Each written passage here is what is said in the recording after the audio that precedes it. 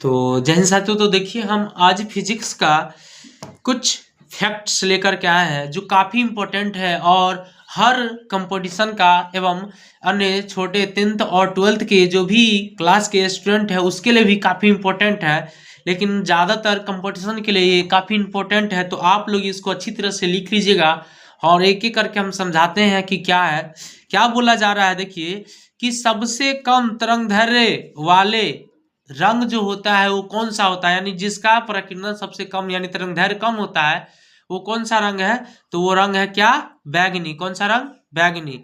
अगले क्वेश्चन को देखिए क्या कर रहा है, सबसे अधिक तरंगदैर्घ्य वाला रंग।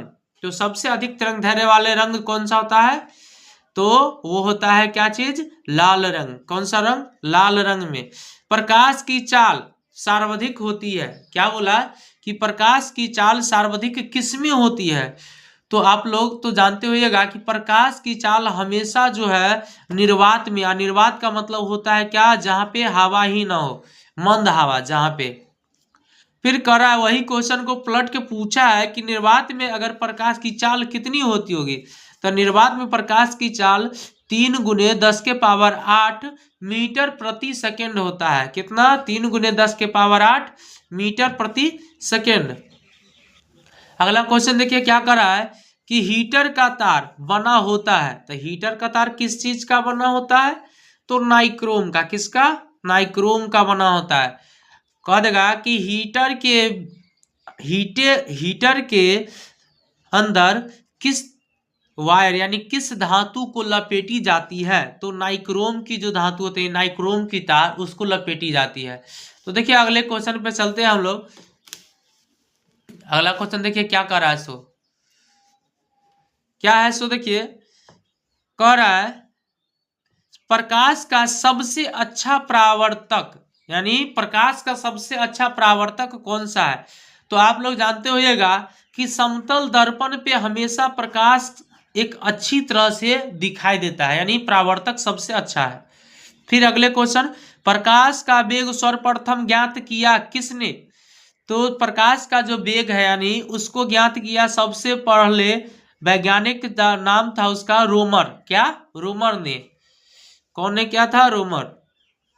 बल्ब क्या है कि बल्ब का, यानी बल्ब का फिलामेंट बना होता है, तो बल्ब का फिलामेंट किस चीज का बना होता है, टंगस्टन धातु का। या इसको इस तरह से भी बोला जाएगा कि विद्युत बल्ब में कौन सी धातु लपेटी जाती है, तो टंगस्टन धातु। कौन सी, टंगस्टन की धातु।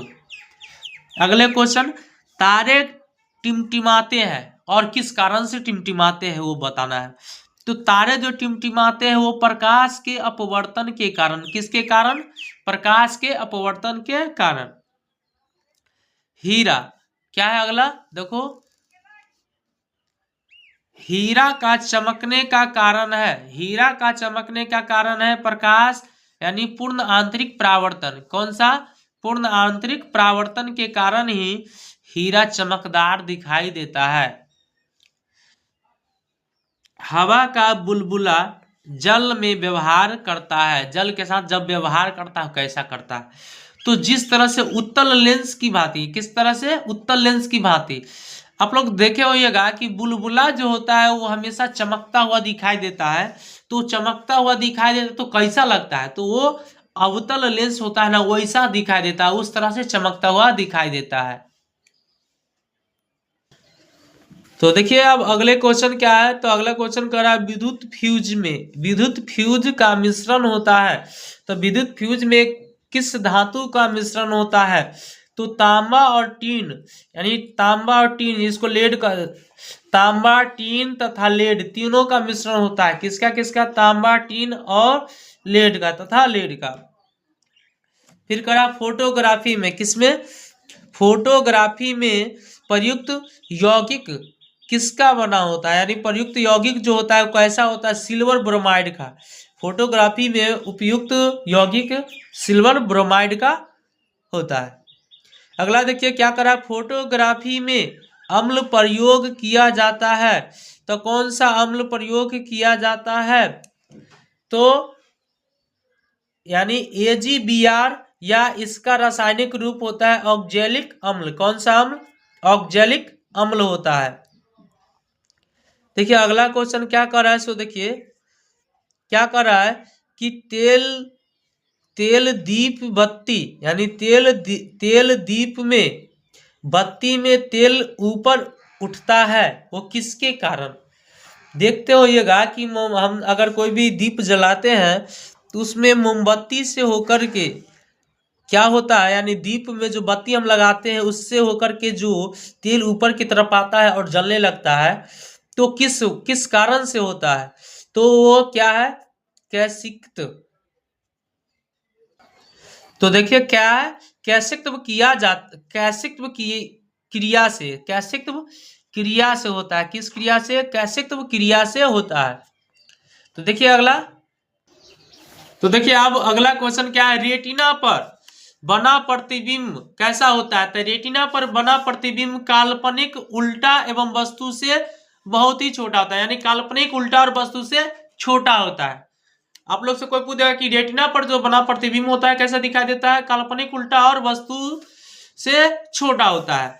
अगला देखिए, समतल दर्पण पर बना प्रतिबिंब, तो समतल दर्पण पर बना प्रतिबिंब कैसा दिखाई देगा? काल्पनिक सीधा एवं बराबर, काल्पनिक सीधा एवं बराबर दिखाई देगा।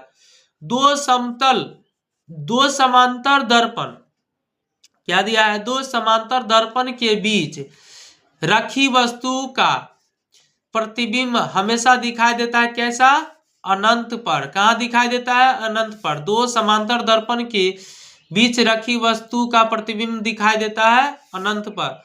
समुद्र का जल नीला दिखाई देता है किसके वजह से?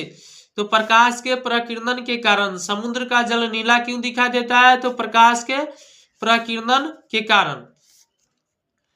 देखिए अगला क्या है, अगला क्वेश्चन देखिए क्या कर रहा है कि अंतरिक्ष यात्री को आकाश का दिखाई देता है, तो अंतरिक्ष यात्री को आकाश का रंग कैसा दिखाई देता है?